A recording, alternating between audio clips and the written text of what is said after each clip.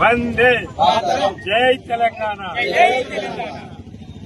మనకు 1947 ఆగస్టు 15వ తారీఖు నాడు స్వతంత్రం వచ్చింది అన్న సంగతి మన దేశానికి మనందరికీ తెలిసింది. కానీ అప్పటికి మన తెలంగాణ ప్రభుత్వం, తెలంగాణ ప్రాంతము నిజాం నిరంకుశ పాలనలో నడుస్తున్నది. మనకు భారతదేశానికి స్వతంత్రం వచ్చిన తర్వాత ఒక సంవత్సరం వారం రోజుల తర్వాత తెలంగాణకు స్వతంత్రం వచ్చింది. ఈ తెలంగాణకు స్వతంత్రం రావడానికి ముఖ్య కారణం సర్దార్ వల్లభాయ్ పటేల్. ఆ కాలం లోపల మన దేశం లోపల దాదాపు 567 సంస్థానాలు ఉండే. దాంట్లో అన్ని సర్దార్ వల్లభాయ్ పటేల్ చొరవ కారణంగా అన్ని సంస్థానాలు భారతదేశంలో విలీనమైంది. కేవలం ఒక 3 రాష్ట్రాలు మాత్రమే దానికి విరుద్ధంగా ఉన్నాయి. ఒకటి జూనాగఢ్ గుజరాత్, కాశ్మీర్, ఇంకోటి తెలంగాణలో తెలంగాణ నైజాం ప్రాంతం.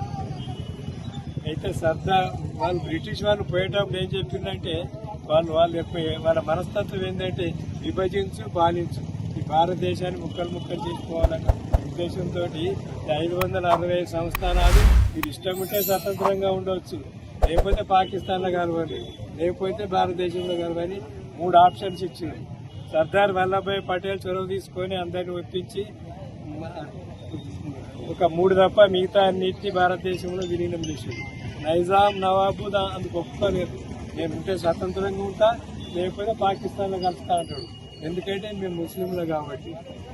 సర్దార్ వల్లభాయ్ పటేల్ ఆపరేషన్ పోలో అనే మిలిటరీ యాక్షన్ స్టార్ట్ చేసి నైజాం మెడల్ వంచి 1948 సెప్టెంబర్ 17 తారీఖు నాడు నిజాం నిరంకుశ పాలన నుంచి మన తెలంగాణ ప్రాంతాన్ని విమోచనం చేయడం జరిగింది.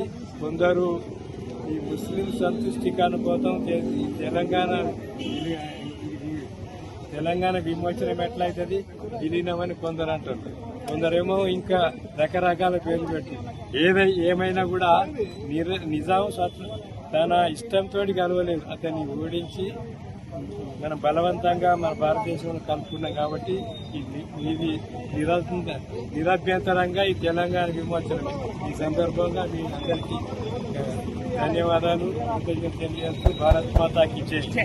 ప్రాంతం హైదరాబాద్ సంస్థానం పేరుతోని ఆ యొక్క నిజాం నవాబు పరిపాలన ఏ విధంగా ఈ ప్రాంతంలో సాగిందో, స్వాతంత్రం ఈ యొక్క దేశానికి ఆగస్టు 15 వచ్చిన అనంతరం ఈ యొక్క తెలంగాణ ప్రాంతంలో పెద్ద ఎత్తున ఈరోజు మహిళలపై అగత్యాలు, అదేవిధంగా ఈరోజు పేదలని పీడిస్తూ వివిధ రకాల పన్నులు వేస్తూ ఈ యొక్క తెలంగాణ ప్రాంతంలో ప్రజలను పీడిస్తున్నటువంటి నిజాం నిరంకుశ ప్రభుత్వాన్ని ఈరోజు మెడలు వంచి ఆపరేషన్ పోలో పేరుతోని ఈరోజు ఢిల్లీ నుంచి సర్దార్ వల్లభాయ్ పటేల్ గారు ఈరోజు ఈ యొక్క తెలంగాణకి ప్రాంతానికి విమోచనం కల్పించి ఈ యొక్క సెప్టెంబర్ 15 నాడు ఈ యొక్క త్యాగాన్ని మనం గుర్తు చేసుకుంటూ ఈరోజు జాతీయ జెండా గజ్వేల్ పట్టణం అంబేద్కర్ చౌరస్తాలో మనం ఎగురవేసుకోవడం జరిగింది.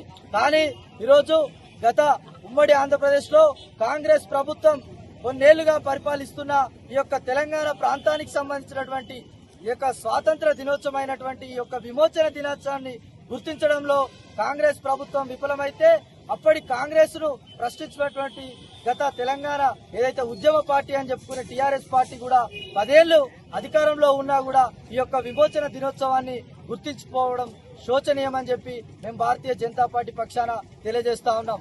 దానిలో భాగంగానే ఈరోజు తెలంగాణ నుంచి ఈరోజు గౌరవ కేంద్ర మంత్రి వర్యులు కిషన్ రెడ్డి గారు, అదేవిధంగా ఈరోజు బండి సంజయ్ కుమార్ గారు అయితే తెలంగాణను కేంద్ర ప్రభుత్వం నుంచి అధికారికంగా ఈరోజు హైదరాబాద్ లో నిర్వహిస్తా ఉన్నారని చెప్పి మేము తెలియజేస్తా ఉన్నాం.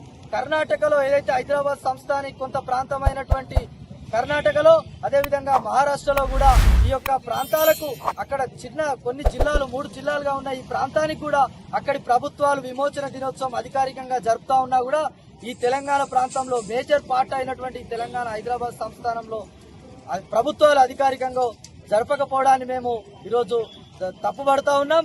అదేవిధంగా భారతీయ జనతా పార్టీ అధికారంలోకి వచ్చిన వెంటనే ఈ యొక్క స్వాతంత్ర దినోత్సవాన్ని విమోచన దినంగా ఈరోజు పెద్ద ఎత్తున అధికారికంగా జరుపుతామని చెప్పి భారతీయ జనతా పార్టీ కూడా తెలియజేస్తా ఉన్నది. దానిలో భాగంగానే ఈరోజు విమోచన దినోత్సవం పేరుతోని గజ్వేల్లో మేము